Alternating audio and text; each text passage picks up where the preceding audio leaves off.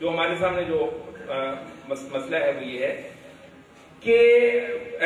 ہمارا وہ طبقہ جو اللہ کا شکر ہے کہ توحید پر ہے، شرک نہیں کرتا ہے، ان میں خیر بھی ہے، اور ظاہر ہے کہ خیر کو حقیر جاننا استغفر اللہ چاہے تھوڑی ہو کسی میں، یہ نہایت بڑی چیز ہے، خیر کو کسی صورت حقیر نہیں جاننا چاہیے۔ اچھا، لیکن یہ کہ آپ دیکھیے کہ جب وہ توحید کی طرف اس کو مطلب آپ کہتے ہیں کہ وہ آئے اور شرک کے ساتھ کرے، تو اب شرک جو ہے وہ شکلیں بدلتا ہے، آپ کو یہ تو پتا ہے۔ توحید جو ہے وہ توحید تو ایک اصل حقیقت ہے، شرک کے روز میں خدا ہوتے ہیں، مطلب ایک ہی خدا ہے نا جو کبھی نہیں بدلے گا، مطلب ہمارا تو ایک ہی الہ ہے، ایک ہی الہ کی عبادت، وہ آج سے کروڑ سال پہلے بھی تھا اور کروڑ سال بعد بھی ہوگا، تو وہ تو نہیں بدلے گا، جس کے کئی ہوں تو وہ کئی تو بدلتے ہی رہتے ہیں، وہ تو بدلنے ہیں، اور ظاہر ہے کہ یہ اس کے لیے آپ کو ایک اور طرح کی نظر چاہیے۔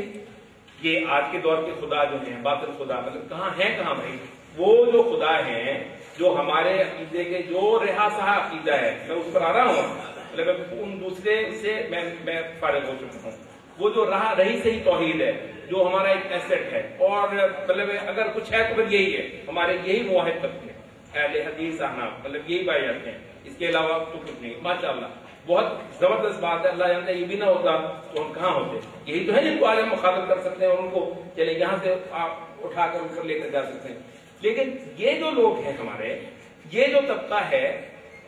یہ جب آپ کو شرک اور توحید کا مفہوم بیان کر رہے ہوتے ہیں، مطلب ہے کہ اور اللہ کا شکر ہے کہ کسی کو شرک اور توحید کی بات کر رہے ہوں، وہی وہ چھوٹے مسائل جو ہیں ان کی بحثیں اور ان پر دنگل اور ان کو مناظرے نہ کر رہے ہیں، بہت اچھی بات۔ جب وہ شرک اور توحید کی بات کر رہے ہوتے ہیں تو وہ جو عبادت کی وہی صورتیں ہیں جو آج سے بہت دیر پہلے زیادہ رائج ہوں گی، اب تو نہیں ہے۔ مطلب یہ جو شرک ہے، مطلب یورپ جو ہے وہ آپ کو پتا ہے، اس کا شرک ہی آج کے سب معاشروں کے پیچھے بول رہا ہے۔ یہ جتنے معاشرے ڈیزائن ہوئے ہیں پچھلے 100 سال میں، جتنے بھی ہوئے ہیں عالم اسلام سمیت، وہ سب کے سب جو ہے وہ اسی کے نقشے پر سوار ہوئے ہیں۔ اب یورپ جو ہے یا تو وہ معاہد ہے، ویسے تو معاہد ہی کرنا پڑے گا اس کو، نہ ہم نے دیکھا ہے کہ کوئی ایسا باقاعدہ وہ قبروں کی ساتھ دعوت دیتا ہے،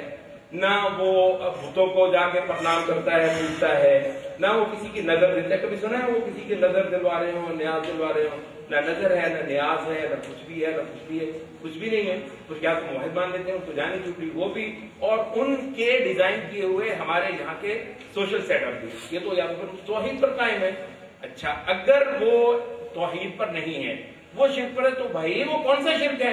اب یہاں پر آ کر اتنے لمبے بحثیں ہمارے مواحد طبقوں کی طرف سے شروع کی جائیں گی کہ مسئلہ حاکمیت جو ہے یہ مودودی صاحب اور سید قطب صاحب کی ایجاد کرتا بدعت ہے، جس نے بیڑا گرک کر کے رکھی ہے ہمارے تو عقیدے کے مباحث کا۔ تو ہمارے نوجوان جو ہے وہ عقیدہ پڑھتے تھے، وہ قبروں شبروں کا رد کرتے تھے، کہاں وہ کر کے یہ نہیں جو ہے سیکھتے یہ حضرات دیکھیے، ہم دیکھیے ہم کہاں پہ کریں۔ میں صرف آپ کو یہ کوشش کروں گا کہ آپ اس کا اندازہ کر لیں کہ ہمارا جو چیلنج ہے، جہاں سے ہم نے چلنا ہے وہ کیسے ہے۔ تو یہ کس طرف سے آ رہے ہیں؟ یہ جو مطلب بحثیں ہیں، یہ ہمارے جو نہایت اچھے راسخ العقیدہ معذرت خواہ ہیں، راسخ العقیدہ جو بڑے اچھے ماشاءاللہ عقیدے کے پختہ لوگ ہیں، وہ یہ آپ کو بات کرتے ہیں کہ یہ جو نئی شرک کی نئی صورتیں بیان ہوتی ہیں، یہ تو ایک خام لوگوں نے کچھ کر دی ہے۔ تو بھائی آپ یہ بتائیے کہ آج کا جو ماڈرن معاشرہ ہے، جو ماڈرن سوسائٹی ہے، وہ ویسے کون سا شرک کرتی ہے؟ آپ بتا دیجیے وہ کون سا شرک کرتی ہے؟ کیا یا تو توحید پہ ہے؟ تو بھائی وہ آج کے بت،